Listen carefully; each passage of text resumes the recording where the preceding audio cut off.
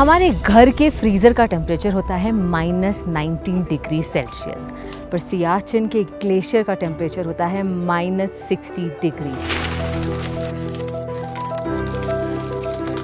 तो मैं आई हूँ सियाचिन बेस कैंप पर। यही वो जगह है जहाँ हर फौजी अपनी सियाचिन की यात्रा की शुरुआत करता है।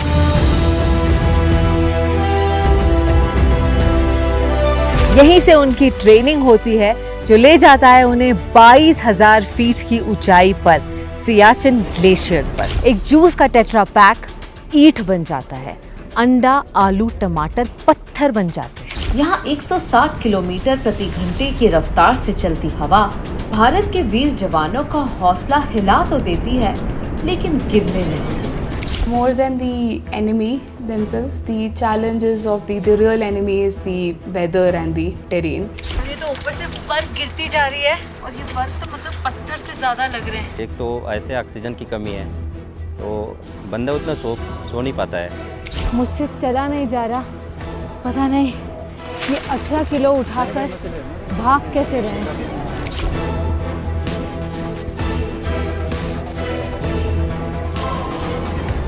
जहाँ हेलीकॉप्टर्स भी उड़ने से कतराते हैं, वहाँ देश का तिरंगा शान से लहराता है।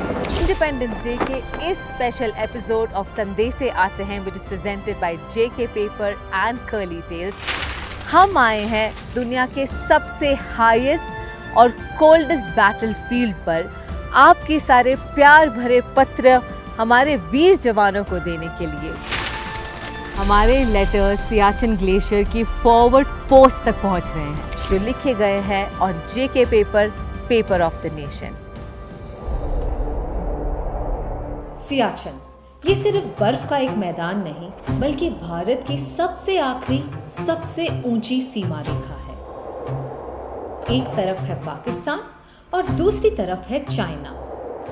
अगर यहाँ से एक कदम भी पीछे लिया तो सिर्फ सियाचिन नहीं, पूरा लद्दाख और कश्मीर खतरे में आ सकता है। सियाचिन बेस कैंप पर आज एक बहुत ही खास दिन है, क्योंकि आज ये troop on this Independence Day Siachen glacier के लिए रवाना होगा। कई दिनों का ये सफर और कई किलोमीटर की ये ट्रैक के साथ अपनी ये नई ड्यूटी नई जिम्मेदारी के साथ निभाएंगे। इंडियन आर्मी के हर फौजी के लिए सियाचिन पर तैनात होना एक गर्व की बात है, लेकिन यहाँ तक पहुँच पाना हर किसी की बात नहीं। 12 लाख से ज्यादा सैनिकों वाली भारतीय सेना में कुछ चुनिंदा वीर ही इस गर्व भरी पोस्टिंग तक पहुँच पाते हैं, और इनमें से एक हैं देहरादून के उमेद सिंह, जिन्होंने 2001 में फौज ज्वाइन की और 24 साल बाद 2025 में पहली बार सियाचिन की बर्फीली ऊंचाइयों पर कदम रखने जा रहे हैं। यहाँ पे हाई एल्टीट्यूड की ट्रेनिंग, जो भी हम जाते हैं फॉरवर्ड एरिया में, उसके बारे में हाई एल्टीट्यूड की ट्रेनिंग करते हैं। ट्रेनिंग 3 वीक की होती है। इसमें हमें पूरे ये माउंटेन के बारे में सिखाया जाता है, किस प्रकार से हमने माउंटेन में चढ़ना है, किस प्रकार से करवास रेस्क्यू ड्रिल, अविलांच रेस्क्यू ड्रिल, इसके बारे में बताया जाता है। अपने साथी को किस प्रकार से कहीं करवास रेस्क्यू में किस प्रकार से बचाना है उसकी लाइव के साथ, और फिर हम अपने पोस्टों के लिए मार्च कर जाते हैं। तो माँ तो बेटे के लिए परेशान होती रहती है, डेली चिंता करती रहती है, सांत्वना देते हैं कि हम फिट है यहाँ पे और हमें कोई दिक्कत नहीं है। लेकिन यहाँ फिट होना सिर्फ एक जज्बा नहीं, एक प्रोसेस है।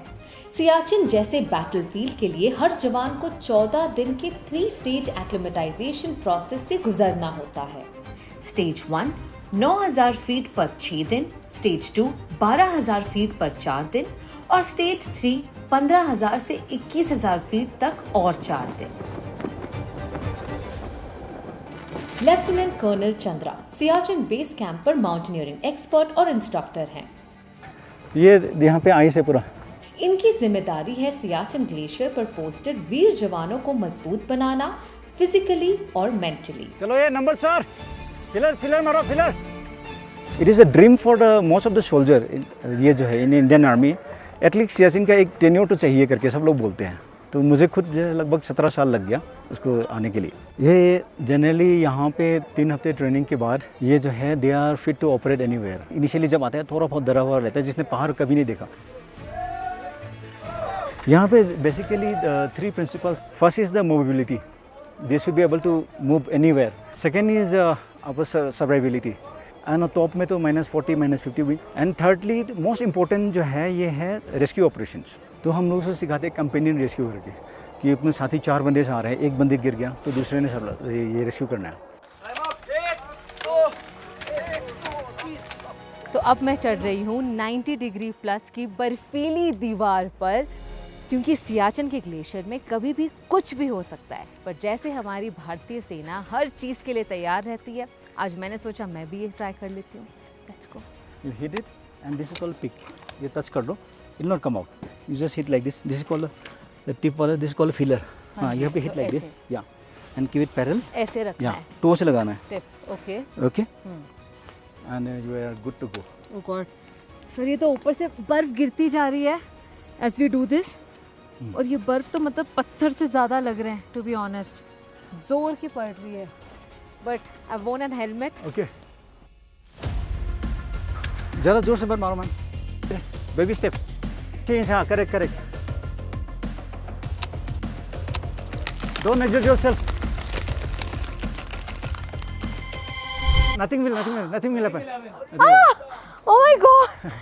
Ma'am, अभी now open your palm. छोड़ दो. Open your palm and then hold the rope. Which rope? Hold the rope. Okay, face towards the wall. Lean back further around 60 degree के आसपास. Correct. हाँ. एक सोल्जर की तरह क्लाइंब करना, वो भी सियाचिन में, खुद पर गर्व हुआ. हाँ, करो. लेकिन सच ये भी था कि यहाँ आए मुझे सिर्फ एक ही दिन हुआ था, तो थोड़ी ही देर में मेरी एनर्जी काफ़ी ड्रॉप होने लगी. थकान साफ महसूस होने लगी. मुझसे चला नहीं जा रहा. पता नहीं ये 18 किलो उठाकर भाग कैसे रहे हैं.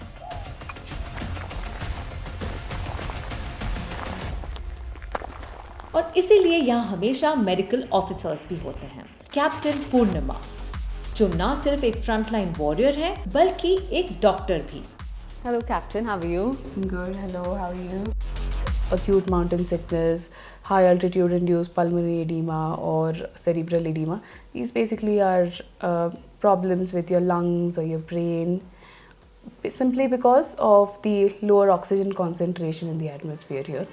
और अगर फ्रॉस्टबाइट बढ़ जाए तो उस अंग को काटना पड़ता है. सिर्फ 2 आवाजें हैं, नुब्रा नदी की लहरों का और हेलीकॉप्टर की गुनगुनाहट की. हमारे घर के फ्रीज़र का टेम्परेचर होता है -19 डिग्री सेल्सियस, पर सियाचिन ग्लेशियर का टेम्परेचर होता है -60 डिग्री सेल्सियस. इसीलिए ज़रूरी है कि रोज़ वहाँ फ्रेश सामान पहुँचाया जाए, और तभी वहाँ काम आता है हमारा एयर मेंटेनेंस सेटअप, यहाँ की lifeline. Good morning major. Good morning, ma'am. Is it a good weather to fly your chopper today? A perfect weather to fly and Okay. welcome to base camp. I am Major Vivek. I am a helicopter pilot of Indian Army posted here in Siachen. इनका काम है बर्फ से ढके battlefield के ऊपर उड़ना और हमारे जवानों तक ताज़ा राशन, दवाइयाँ और उम्मीद पहुँचाना. हेलीकॉप्टर आता है तो लगता है कि हमारा कुछ सामान आ गया है, खुशी होती है हमें. The pilot might be pushed to certain conditions where it might be very challenging for him. Like as you covered, it is the whiteout conditions. It might or it will disorient the pilot. If the pilot is disoriented, then handling of helicopter becomes a challenge. Emergencies के वक्त glaciers पर सबसे पहले helicopters ही पहुंचते हैं for इवैक्यूएशंस. It is a matter of pride that I am doing this for my nation, my motherland.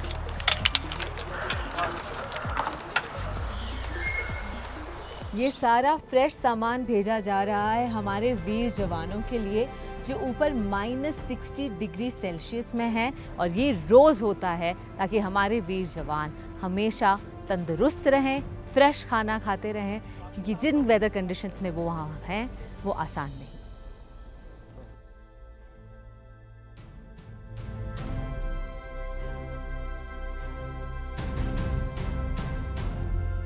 हमारे letters Siachen glacier की forward post तक पहुंच रहे हैं.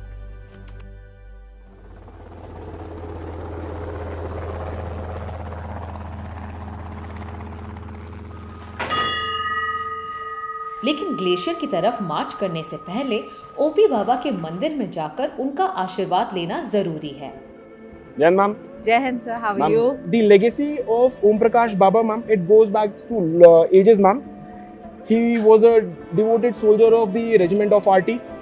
इनके मार्टरडम के बाद अपने ट्रूप्स के सपनों में आते थे और जितने भी चैलेंजेस उनको फेस करना होता था या करने वाले होते थे, ये उनके बारे में उनको अवगत कराते थे। इसके बाद ये उनकी मान्यता बढ़ती गई लोगों का, और अपने जितने भी फौजी भाइयों का विश्वास उन पे बहुत ज़्यादा बढ़ा, और तब से उनकी ये पूरी जो लेगेसी है चली आ रही है। हमारे फौजी भाइयों का हौसला बढ़ाते हैं और एक तरीके से सबकी सुरक्षा करते हैं। उमेद सिंह की 3 हफ्तों की कठिन ट्रेनिंग के बाद आज वो और उनके साथी ओपी बाबा के हवन पर आए हैं अपने जीवन के एक नए चैप्टर की शुरुआत से पहले। हमारे ऊपर आप कृपा बनाए रखना।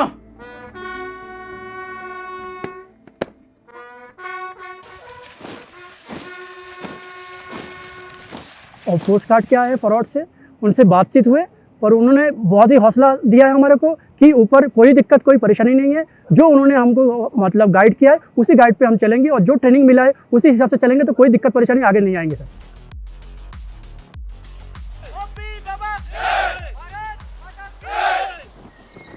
इनसे बात करते करते मेरी तबीयत अचानक से बहुत खराब होने लगी। सांस लेना मुश्किल हो गया, सर दर्द से फट रहा था और लग रहा था जैसे अब भी उल्टी हो जाएगी।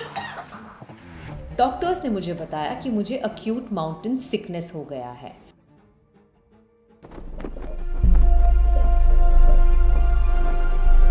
लेकिन एक सच्चे सोल्जर की तरह मुझे अपना मिशन भी पूरा करना था। थोड़ा रेस्ट लेने के बाद मैंने फिर से हिम्मत जुटाई, क्योंकि आप सबके प्यार भरे लिखे हुए खास पत्र मुझे हमारे सैनिकों तक पहुंचाने ही थे। वो पत्र जो लिखे गए थे जेके पेपर पर, पेपर ऑफ द नेशन, अब मिलने जा रहे हैं प्रोटेक्टर्स ऑफ द नेशन से।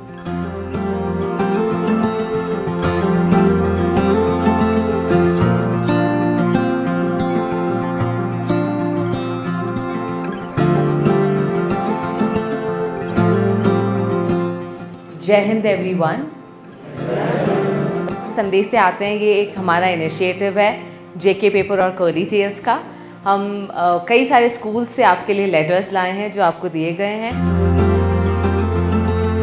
मेरी तो यहाँ पे 2 दिन हुई है आकर, और मेरी तो तबीयत ख़राब हो गई। आप लोग यहाँ इतने टाइम से रह रहे हैं, तो सबसे पहले तो huge salute to all of you कि इतने टफ टेरेन में आप रहते हैं। बहुत शुक्रिया आप सबका। और मेरे पास कुछ खास लेटर्स भी हैं जो फैमिली मेंबर्स ने भेजे हैं। सूबेदार सुरजीत सिंह, आपकी वाइफ ने आपके लिए एक बहुत ही रोमांटिक लेटर भेजा है जी। आप पढ़कर सुनाना चाहेंगे हमें? सुना देंगे मैम। सब ठीक तो है ना? मैंने आपको 3 खत लिखे, पर आपने एक भी खत का जवाब नहीं दिया। छोटू आपको बहुत याद करता है। कल बोल रहा था कि सबके पापा आते हैं, मेरे पापा क्यों नहीं आते? बच्चों को छुट्टियां चल रही हैं, मैं भी कल मायके जा रही हूँ। आप खत का जवाब मायके के पते पर डालना। मैंने जैसे खत लिखा है। तो पहले तो बताएं, आपने इनके खत का जवाब क्यों नहीं दिया है? 3 खत भेजे इन्होंने आपको। भेज दिया मैम, लेकिन अभी उन्हें मिला नहीं है। हवलदार बलजीत, आपके भी घर से खत आया है। माय डियर हस्बैंड जी, आपके लिए प्यारी सी 2 लाइनें। आपका साथ होना मेरी ज़िंदगी की सबसे बड़ी दौलत है। जहाँ घर पर हम आपको बहुत ज़्यादा मिस करते हैं। तुम्हारे बिना घर बहुत खाली खाली लगता है। जब कोई त्यौहार आता है तब तुम्हारी याद और चुभने लगती है। आप हमारी नींद के रखवाले हो, हमारी हंसी का ठिकाना हो। मेरे प्रिय सैनिकों, आपके लिए जितना कहें उतना कम है। आप हमारे लिए हर जगह हर मुश्किल परिस्थितियों में अपनी जान की परवाह ना करके देश के लिए जान देते हैं। इस इंडिपेंडेंस डे हम पहुंचे देश के सबसे ऊंचे चोटी पर, जो है सियाचिन ग्लेशियर। हमने सिर्फ उनके परिवारों से नहीं बल्कि देश के कोने कोने से आए खत उन तक पहुंचाए। ये संदेश लिखे गए हैं paper of the nation JK paper के सस्टेनेबल पेपर पर, जो एग्रो सोशल फार्म फॉरेस्ट्री के जरिए बनाया गया है। जय हिंद, जय भारत। जहां मेरा सफर खत्म होने जा रहा था, वहीं से उमेद सिंह और उनके साथियों का एक नया और ज्यादा कठिन सफर शुरू हो रहा था। सियाचिन के टॉप तक 17 से 20 दिन की यात्रा, बर्फ से ढके पहाड़ों पर हर दिन 5 से 6 किलोमीटर पैदल चलना, मंजिल वही चोटी जहां से हम सबको सुरक्षित रख सके। उमेद सिंह और उनके दोस्तों का ये सफर सिर्फ एक ड्यूटी नहीं, एक कसम है देश के अंतिम सीमा तक अपना फर्ज निभाने की। सियाचिन सिर्फ एक बैटलफील्ड नहीं, एक टेस्ट है हिम्मत का, एंड्योरेंस का और देश के लिए जज्बे का। अगर आप भी हमारे वीर जवानों को कुछ खत भेजना चाहते हैं तो प्लीज़ डिस्क्रिप्शन में दिए गए एड्रेस पर भेज दीजिए। अगले एपिसोड पर मैं आपको दोबारा मिलूंगी और हो सकता है मैं एक नए बॉर्डर पर जाऊं, पर जज्बा वही रहेगा। बट एक बात याद रखिए, आप में से सिर्फ 14% हमारे व्यूअर्स हैं जिन्होंने हमारे चैनल को सब्सक्राइब किया है। अगर आपको ये वीडियो अच्छा लगा तो सब्सक्राइब का बटन ज़रूर दबाएं। Until next time, it's me Kamya Jani signing off. Jai Hind.